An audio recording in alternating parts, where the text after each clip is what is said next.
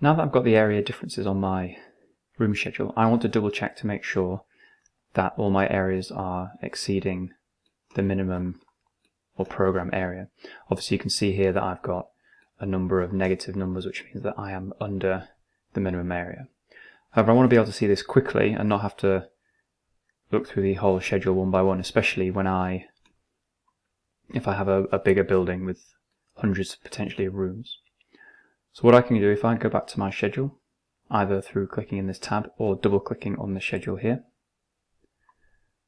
if I go to formatting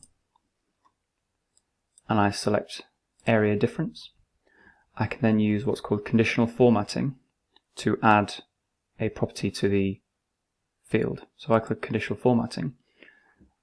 So if I set a condition where the area difference is less than, you see I can choose between different variables here, between or equal to or not equal to. However, I'm going to choose less than. If the value is less than 0, then I can change the background color to be red. Click OK and OK. I can choose to show this conditional formatting on the sheets if I wish, so I'll click OK. So now you can see that the schedule has highlighted the fields and the rows in which the area is less than the minimum or program area. If I go back to my room schedule sheet, you can see that it's added the conditional formatting as well onto the schedule on the sheet. If I click on the room schedule and click formatting, if I click area difference, I might untick show conditional format on sheets. Okay, you can see how it removes the conditional formatting from the sheet, but if I go back into the room schedule, the colors are still here. So this is a useful way to check any values before you issue the schedule. Now unfortunately, what you cannot do two sets of conditional format.